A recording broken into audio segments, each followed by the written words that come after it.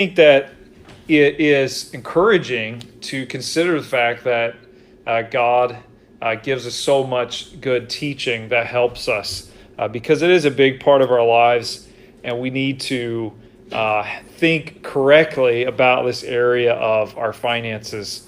And so the passage we're looking at is going to be a very unusual source of wisdom because the individual that Jesus is going to describe here he's sort of like a Del Boy type character where he's always got this plan, but the plan is figure out how he can basically get rich, usually at other people's expense.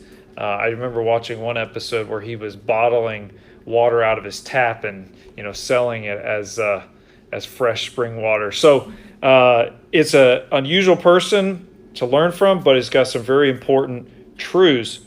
So if we can just begin, Luke 16, we'll start in verse 1. We'll read down to verse number 13 together. The Bible says, "And he said also unto his disciples, There was a certain rich man that had a steward, and the same was accused unto him that he had wasted his goods. And he called him and said unto him, How is it that I hear this of thee?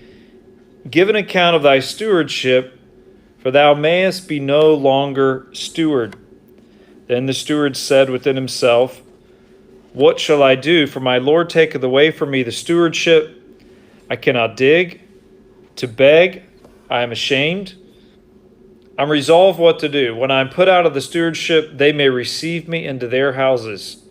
So he called every one of his Lord's debtors and said unto him, How much owest thou unto my Lord? And he said, 100 measures of oil. And he said unto him, Take thy bill and sit down quickly and write 50. Then said he to another, How much owest thou? And he said, 100 measures of wheat. And he said unto him, Take thy bill and write 80. And the Lord commended the unjust steward because he had done wisely.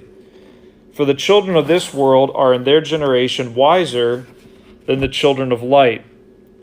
And I say unto you, make to yourselves friends of the mammon of unrighteousness, that when ye fail, they may receive you into everlasting habitations.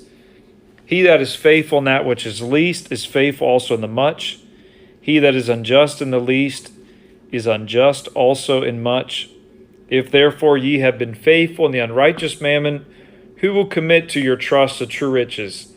If you've not been faithful in that which is another man's, who shall give you that which is your own? No servant can serve two masters, for either he will hate the one, love the other, or else he will hold to the one and despise the other. You cannot serve God and mammon. So I'll explain the parable, and then we're going to see four lessons from the passage this evening. Jesus' financial advice. So you notice he's speaking to his disciples in chapter 16, the first verse. He says to his disciples, this is following up from the parable of the lost sheep, parable of the lost coin, and then the parable of the lost son.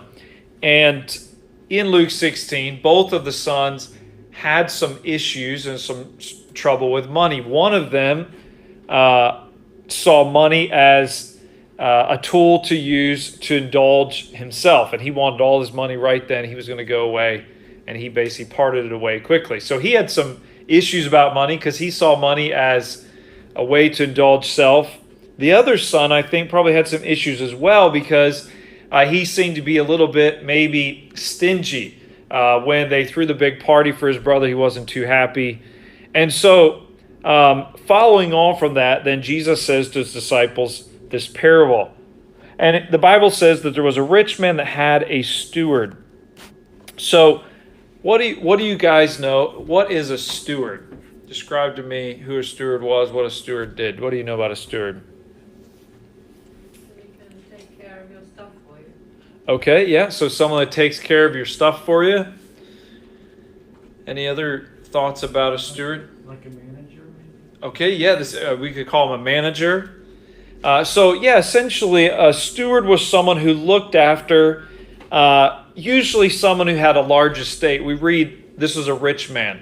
So, I'm thinking maybe, even here in England, sometimes you see these big manor houses and you think, you would need a whole staff to look after the gardens, look after the cars, look after the horses, look after all this, the grounds. And so a steward would have been in charge of all of that. A steward managed the household of another, usually a larger estate. In the Old Testament, we read about Joseph. Remember Joseph? He was Potiphar's steward. I'll just read to you. Genesis 39, verses 5 to 6 says this about Joseph. It says, "It came to pass from the time that he had made him overseer in his house and over all that he had, that the Lord blessed the Egyptian's house for Joseph's sake, and the blessing of the Lord was upon all that he had in the house and in the field." And listen to this. This is Potiphar. It says, "Potiphar left all that he had in Joseph's hand. He knew not aught he had, save the bread which he did eat." So he was literally in charge of it all. And he didn't even know what he had or didn't have. And he didn't even know what he was going to eat. So a very powerful position, one of great responsibility, one of great trust. A steward had the power to both bring his master great profit and great loss. So this man's steward, then one day, someone accuses him of being wasteful. You see that in verse number 2 there. Somehow attention gets to the owner, the rich man, that the steward has been wasteful. And so he calls him in and he says, "Hey, what's going on here? Why are people saying that you are wasting my goods? I want to see the books. I'm going to be checking the books. You best get it all in order because I want you to give an account. And if what they're saying is true, I'm going to give you the sack. You may not be my steward any longer." Well, you notice verse 3, the steward is very distraught. Probably outwardly he's calm, but inwardly he says to himself, "What am I going to do? My Lord is going to take away my stewardship." He's like, "Man, I'm about to lose my job. What am I going to do?" And he's running through his options. He's like, "I definitely can't dig. I'm not a manual labor type of person. I'm not digging any holes or any ditches. And I'm too proud to beg." And so he's really racking his brain. He's really trying to figure out a plan B because he's pretty sure he's on the way out. Then he gets an idea, verse 4. And his idea is that what he's going to do is he is going to find a way to get in with other rich people so that when this rich guy gives him the sack, he's got another job lined up. And they will be indebted and they will want to then say, "Hey, you're free, come work for us." So look what he does in verses 5 to 7. He calls all of his Lord's debtors unto him. And he says to the first one, he says, "All right, how much do you owe?" And this just shows you the power of the steward that, this is happening, I think, between the time that the his master finds out and when he's to give an account. Maybe he gave him a few days, to kind of get things sorted. And so he quickly calls them together and he says, "How much do you owe?" And he says, "I owe 100 measures of oil." And he said, "All right, just pay 50. If you can pay 50 right now, we'll settle." And I'm sure the guy was like, "Yes, this is fantastic. Another, how much do you owe?" 100 measures of wheat. He said, "All right, take your bill and write 80. And again, I'm sure that guy was very grateful for the discount. I was reading, one author suggested that some of what could have been happening was Jews were not allowed to charge one another interest. And so I don't know if this is exactly true because this is more a lesson from culture, but he was saying that possibly instead of charging interest, the way they got around it is they would build the interest into the price. It's sort of like VAT, it's included in a lot of the things that we buy. And so they would include the interest. So whenever he said pay 50, that may have been more along the lines of the actual price. And technically his master could not have gotten upset because the part they weren't paying back was the interest that they weren't actually charging. I don't know if that's true or not, but it would make a little sense. But nevertheless, look at verse 8. When his Lord found out what he did, he was impressed. He commended him. Verse 8, he said, "You are clever." And it uses the word wise. And there's different types of wisdom. There's worldly wisdom and heavenly wisdom. I think the idea of his wisdom here is it's more like he is clever, or we might say shrewd. Like the Bible talks about the serpent being subtle.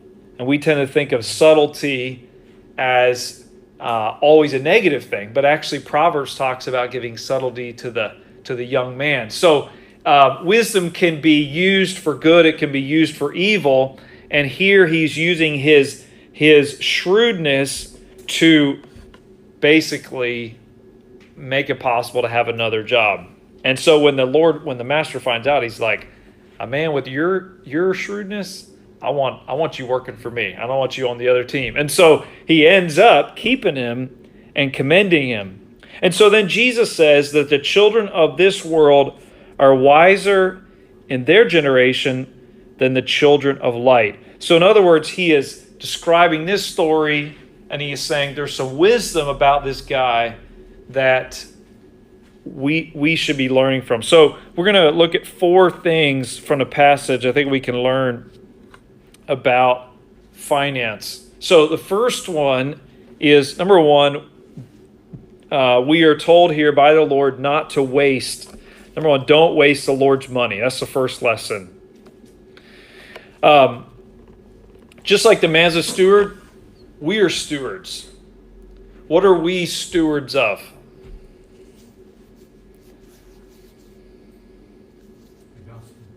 Stewards of the gospel. That's probably the most important thing we're entrusted with, isn't it?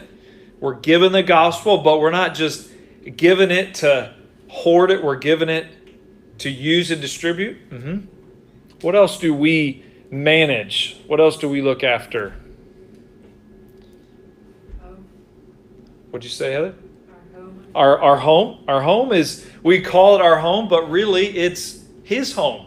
And we should view it as a tool to use the way he would want it. Pretty much everything in our life, including our life, is something that we are called upon to steward. Let me have a few of you help me with some verses, if you don't mind. Could somebody look up and read in a moment Psalm 24 and verse 1? Who would get that one for us? All right, Terry. And then could I get somebody to look up and read 1 Chronicles 29, verses 10 to 14? It's kind of a longer one. All right, Heather, thank you. And then if the rest of you could turn to 1 Timothy chapter 6, we'll be there in just a moment. We'll all look at that together. So Psalm 24, verse 1. The earth is the Lord's, and the fullness thereof, the world, and they that dwell therein. All right, so the verse here says, the whole earth is the Lord's, and the fullness, and they that dwell there. So in the story, the steward was classed as wasteful because he was using I don't know what he was doing. I don't know if he was, giving his family, letting his family drive the chariots around, in the spare time, if they were, eating too many of the grapes. I don't know what he was doing, but he was using his master's goods as if they were his own. And he needed to remember this whole estate, I may be in charge of it. I may have the checkbook. I may have the credit cards. I may have the bags of gold. I may have free run of the place, but it doesn't belong to me. And we have to remember that. We live in a world of about ownership, and it's nice to own things, but really, even if you've paid it, it really doesn't own to you. I remember we owned a house for a time in Northern Ireland, and we had bought our house, or we had a mortgage on it. We were buying it. But I remember getting a letter in the post, and it said something along the lines of ground rent or something like that. and it wasn't a lot of money. It was like maybe 100 quid for the year. And basically, some technicality in that whole area was that we owned the house, and we had the access, the right to the land, but the actual land owned to someone else, and we were renting it. And I do think that there's a lot of places where I think it's called the freehold when you have the land, or so. I don't understand all of it, but I remember thinking, wait a minute, what is going on here? This isn't actually mine like I thought it was. Well, that should be the reality for all of us as peoples. Understand, actually, even the stuff we think belongs to us really doesn't. It belongs to God. All right, 1 Chronicles, verse 29. Maybe if you could just do verses 11 and 12 for us, Sir Heather. Thine, O Lord, is the greatness and the power and the glory and the victory and the majesty.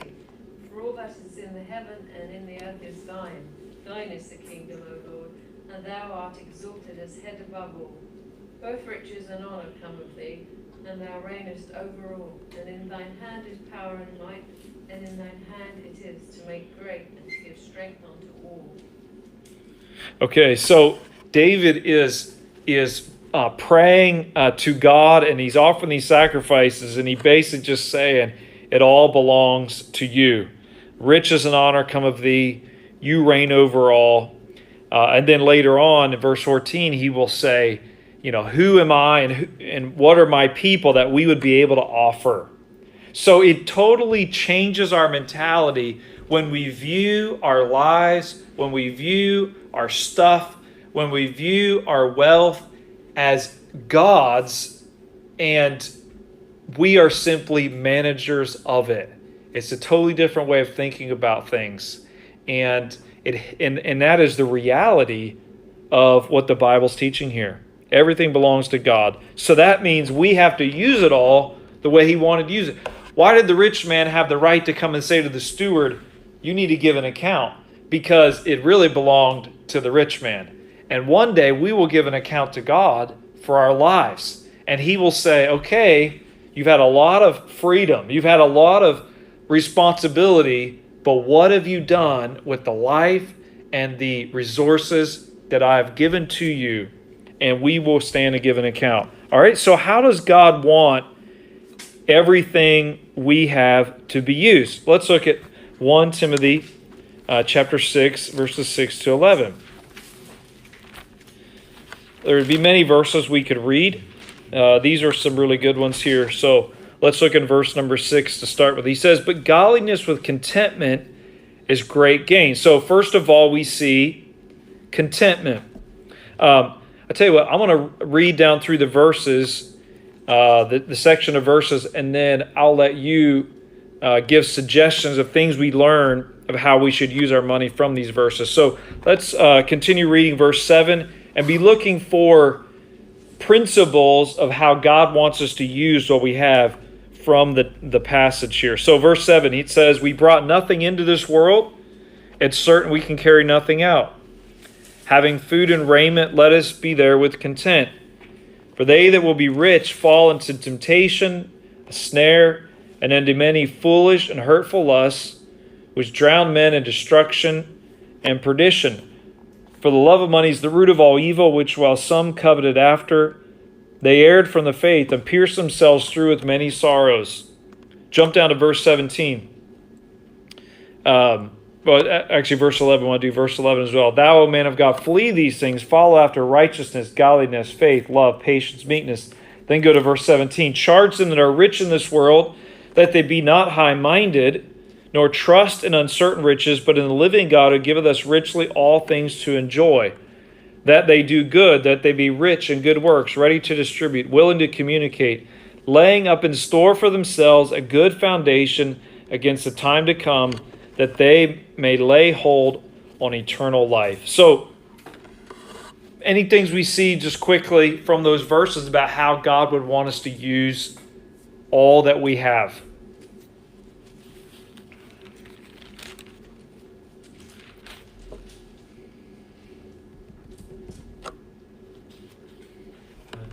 just look at it as temporal. Okay. So to not view it as a permanent thing and to realize it's all going to pass away. Mm-hmm.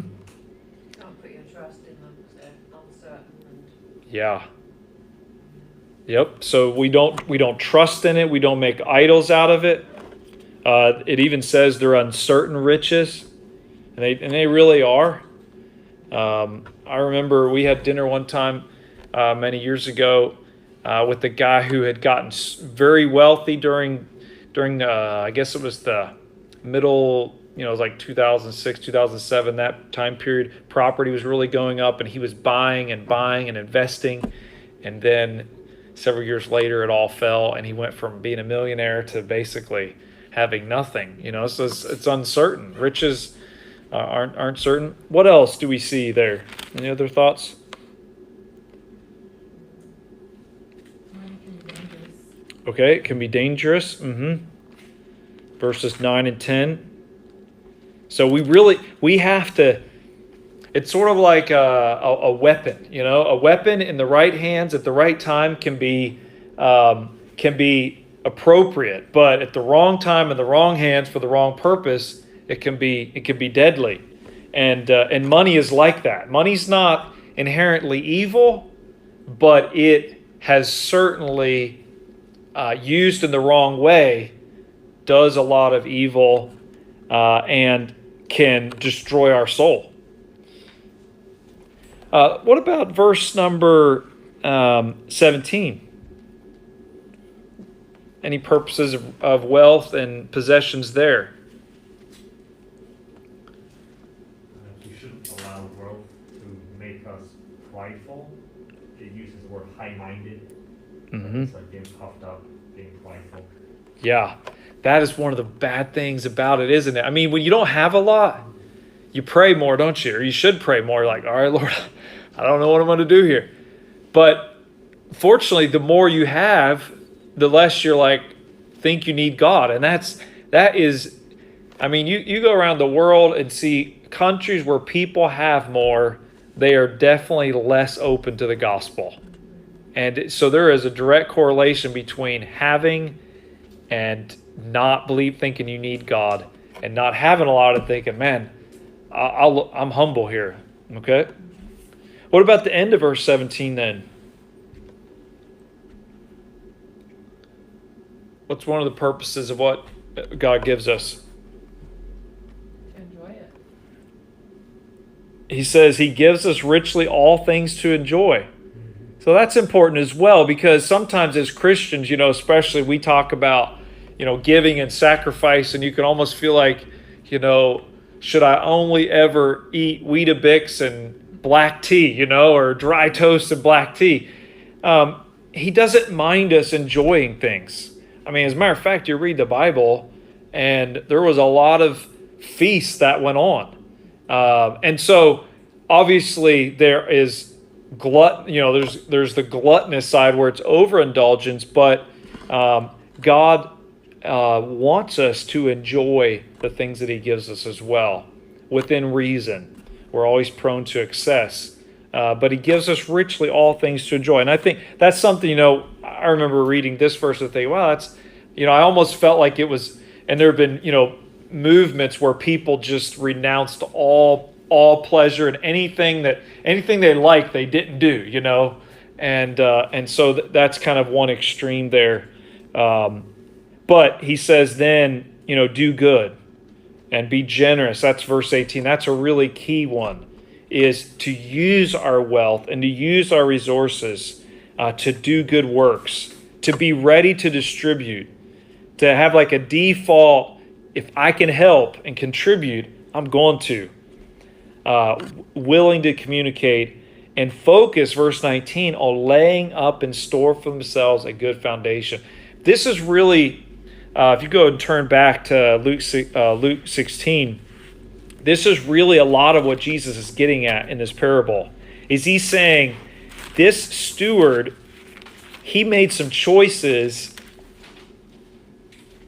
today that were going to affect tomorrow. The steward said, I want to have somewhere to work and somewhere to live tomorrow. So I'm going to do some things with what I've been given that are going to help me have somewhere to go in the future, that are going to make the future better. And what Jesus is saying is learn not from his trickery, not from his self-seeking, but learn from the effort that he put into figuring out a way to impact the future. And so we want to be wise and think about one day we're going to be in heaven for a real long time. We're going to be there for eternity. Let's make some choices today that will lay up treasure that we will be rewarded for in the future. So that's kind of the heart of what he's getting at. So number one, don't be wasteful. Number two, we should use the Lord's money to invest in eternity. We should use all that God gives us, and I'm deliberately calling it the Lord's money and the Lord's resources, because everything I have is the Lord's, everything you have is the Lord's. So let's use it to invest in eternity. Look at verse number 9. Look what he says there. I say unto you, make to yourselves friends of the mammon of unrighteousness, that when ye fail, they may receive you into everlasting habitations. Now it really is kind of strange, because first of all, he calls it mammon of unrighteousness. He's acknowledging that usually money is a corrupting force. It's a force of unrighteousness. Money is not evil, but the love of money is. And we usually quickly jump from having it to loving it. So he says, but I want you to figure out a way to make friends of it. To don't be afraid of it. Don't be ashamed of it. Don't be foolish and not know how to manage it, because you need to use it so that when ye fail, when you die, they are going to receive you into everlasting habitations. The steward was trying to figure out a way to have a temporary home. He says you should be thinking about how you can invest in eternity. And to do that, we have to make friends of unrighteous money. It really is almost like a paradox, because we're so programmed to think that it's almost a sin to be rich. It's a sin to know anything about money. It's a sin to have anything. Jesus is saying, figure out how to make it, figure out how to manage it, so that you can then use it for good. That's really what he's trying to say here. So don't be foolish when it comes to how you use and manage your money, because it can be a great tool that can help you lay up treasure in heaven. Think about all the good that money has done and can do. Think about all the good that it has done to send out missionaries, to start churches, to just finished a book about Hudson Taylor and all the good that God used them to do in China. But there were people here, primarily in England. It eventually spread to America, Australia, different Canada. But it was English people who got behind Hudson Taylor financially, and he turned it into investing in eternity. And so that's the lesson here, is use the Lord's money to invest in eternity. The third lesson, number 3, is increase what you manage by being faithful with what you have. This is found in verses 10 to 12. So we might think, if I had more, I would give more. If I had $1 million, I'd give all of you guys 1,000. I would definitely be generous if I had a lot. But my present circumstances, I'm just totally skint. I got nothing. We tend to think that. So, but what Jesus says here in verse number 10, he says, he that is faithful in that which is least is faithful also in much, and he that is unjust in the least is unjust in the much. So he says, if you want to know if someone would be generous with $1 million, see if they're generous with 100. See if they're generous with 10. look at what they're doing with the little things. If they're not using the little things right, you can't trust them in the big things. I mean, if I said to Callie and Darcy, here's 20 quid, run to the shop and get us some milk. They come back with milk, and I'm like, where's the change? They're like, it costs 20 pounds to buy milk. I'd be like, what? The next day, I'm not going to send them to the bank with 100 because they somehow lost the change on the way. So they have proved to be unreliable with 20 pounds. I'm not going to send them to the bank with 100 or 1,000 because I'm like, somehow they're not reliable when it comes to that. Not that they would ever do that. And so the same is true for us, is we think, well, God, you can definitely trust me with a lot. And God's saying, well, I'm watching what you're doing with what you have. This is true not just in our finance. This is true in, I think, every area of life. I often think about it when it comes to even the ministry. I think I need to be faithful in all the ministry God gives me if I want the Lord to give me more opportunities. And so are we faithful in little things?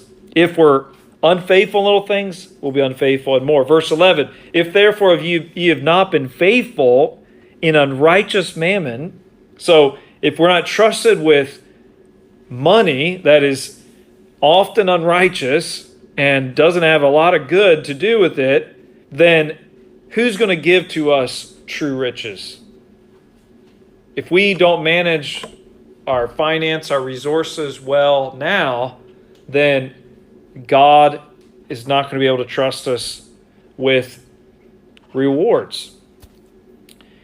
Verse 12, and if ye have not been faithful in that which is another man's, who will give you that which is your own?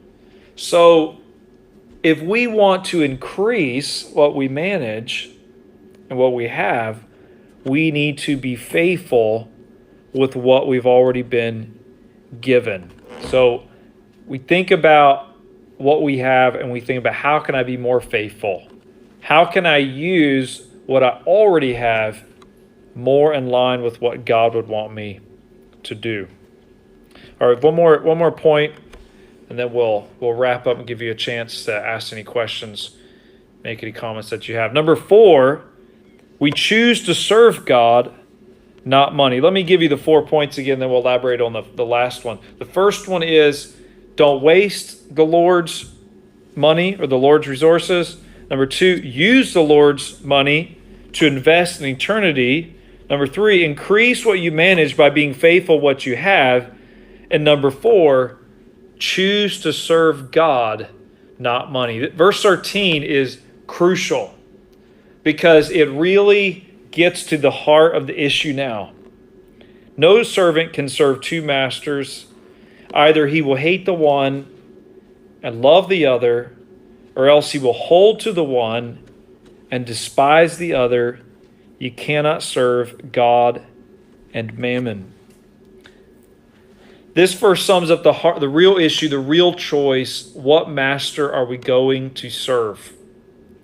We can't serve both. We can't say, I'm serving the Lord, if really all of our decisions and all of our priorities and all of our focus is on money. It's like you can't do it. Either you're hating the one and loving the other, or you're holding the one and despising the other. In other words, if I am serving money, I'm hating God. If I'm focused on wealth and possessions, then I am not focused on God. And if I'm focused on God and loving Him, then I'm not going to be worried about doing the things that are going to be better for me. We can't serve both God and money. It's been said that money is a good servant, but a poor master. And so we have got to really evaluate and really realize that there's a danger when it comes to our possessions. They either have us or we have them. And often we say, well, I have them. It's sort of like getting a car. You're like, I've got this car. And then the car needs washed, and then the car needs an alignment, and then the car needs tires, and then the car, and you're like, what is happening here? You know, I had a car, I thought the car was mine, but the car's always got warning lights going off and saying, I need this done and that done. And you kind of start feel like the car's controlling you rather than you controlling the car. It's a little illustration of what happens with possessions. The more we have, the more they can take over in our life, and we have to keep them in the right place. And there was a man in our church in Georgia, and he would hold up a note, and he would say, I don't want my money to have me, and so I'm going to tell this money what it's going to do. He said, when I put it in offering, I am telling that banknote, you're going to go to world missions, or you're going to go to the Lord's work. And so we want to be serving the Lord, and we want to make God our real master. And unfortunately, there's a lot of times we are focused on the wrong thing, on the wrong master. So those are some words of advice from Jesus about finance to his disciples, and we would do well to take those